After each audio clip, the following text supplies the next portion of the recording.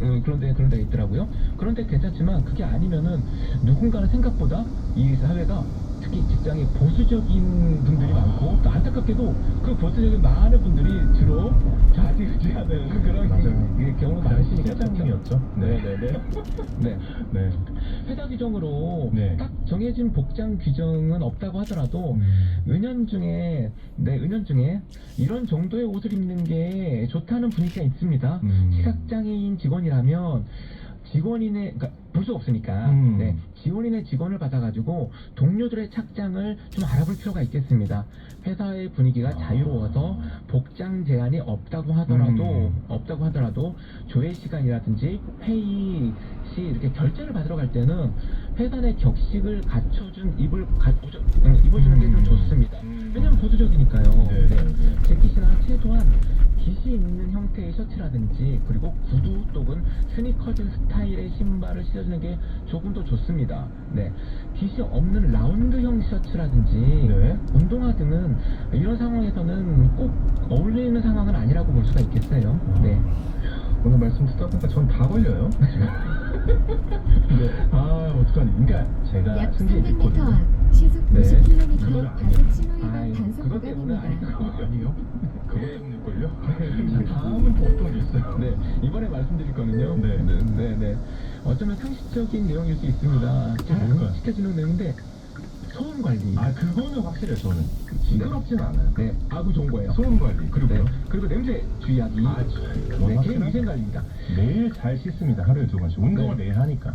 오케이. 좋아요. 야, 네. 됐어. 소음 예. 관리란 이제 업무상으로 나는 소리가 아닌 음료수를 뭐 빨대로 쪽쪽 하는 아. 소리. 이거 굉장히 민감합니다 요즘. 아, 굉장하죠. 예. 네, 그리고 휴대폰의 알림이나 진동 소리. 근데 시각장애인의 같은 경우에는 이게 휴대폰의 기계음 소리가 있겠죠. 애매한데. 예. 네, 그건 어쩔 수 없는 거지만 그렇죠, 예. 이제 이어폰을 사용하는 게 가장 나을 수 있는 방법이거든요. 근데 또 이어폰 낀다고 뭐라고 할 수도 있거든요. 그런 경우는 요즘 시각장애인의 경우에는 이어폰 낀다고 뭐라 하는 경우는 아마 없습니다. 그거는 악마입니다. 네, 그거는 예. 그거 봐서는 예. 정당한 편의 제공 그렇죠. 거부라고 볼 수가 있을 그렇죠, 것 같아요. 예. 그리고 어떻게 보면 혼자만 듣겠다고 조그맣게 틀어놓은 음악 소리 이런 것들에 대해서 민감해하는 경우도 있고요. 예. 특별히 또 주의해야 될 소음은 사적인 통화 소리겠죠. 사적인 통화 소리겠죠. 업무상의 통화가 아니라면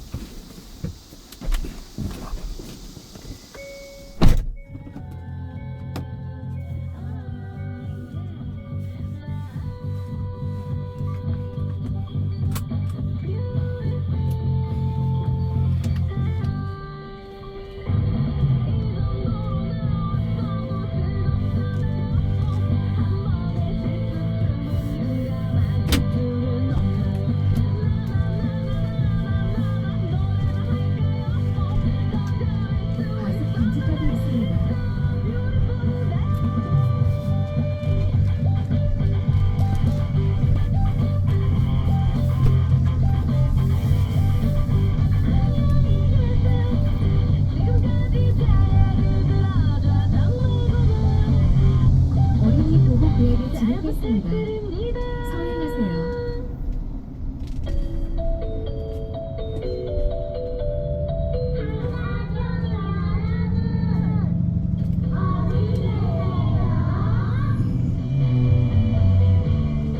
안녕하세요. 저는 실로암 시청각장애인 학습지원센터에서 시청각장애인 당사자로 근무하고 있는 조현상입니다. 현재 근무는 4년 정도 이제 근무를 했고요. 이제 정보화 교육을 하고 있어서 시청각장애인 분들이 점자전보 단말기인 한 손해를 이제 원활하게 사용할 수 있도록 1대1 맞춤형 교육을 하고 있고, 스마트폰 사용이 어려운 당사자분들에게 1대1로 스마트폰 교육을 이제 하고 있습니다.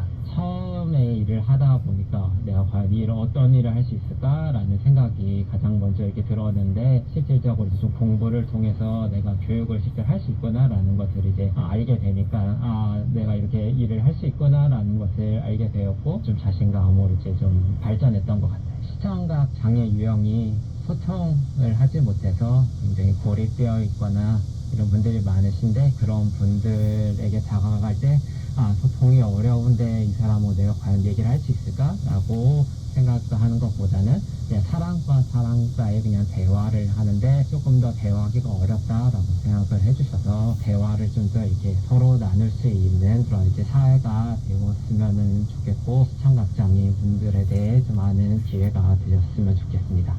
실로암 시청각장애인 학습지원센터에서 일하는 시청각장애인 당사자 조현상 씨의 이야기였습니다. 처음엔 내가 누구를 가르칠 수 있을까 싶었지만 4년 정도 지나고 나니까 자신감이 생겼다고요. 시청각장애인을 만났을 때 무조건 어렵다고 생각하지 말고 서로 소통할 수 있는 사회가 됐으면 좋겠다고 하셨습니다. 아마 많은 분들이 시청각장애인을 만나면 당황하실 것 같아요. 말을 해도 듣기 어려우실 테고, 또 난 수어를 못하는데 이거 어떻게 소통을 해야 하나 걱정이 되는 거죠. 하지만 시청각장애인 모두가 전혀 보지도 듣지도 못하는 게 아니고 촉수어 통역사와 함께 있는 경우도 많다고 합니다. 무조건 피하려고 하기보다 소통하려는 마음을 갖고 열린 마음으로 다가간다면 방법을 찾을 수 있을 거라고 생각이 듭니다.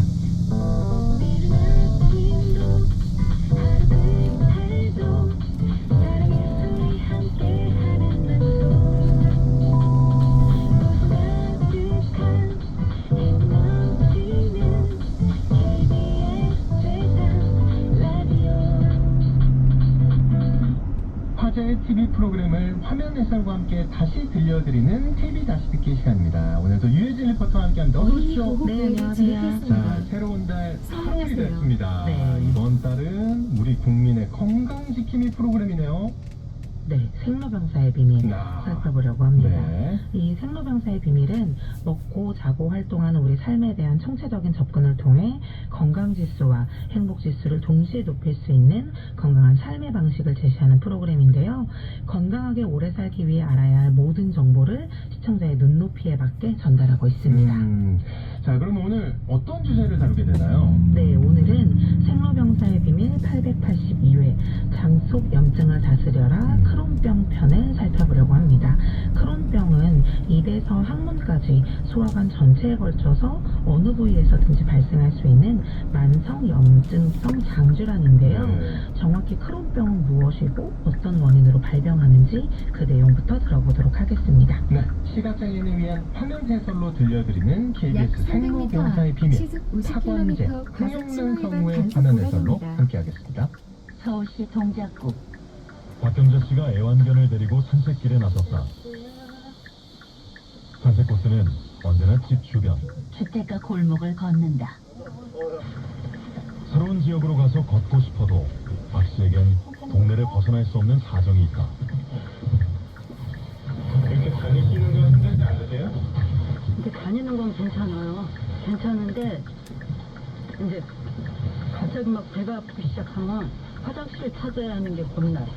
처음에는 배가 막 아프고 며칠 설사하고 뭐 또 며칠 변비 걸리고 막 그래갖고 거진 한두 달을 계속 입원했다가 퇴원했다가 막 이런 식으로 반복을 했었거든요.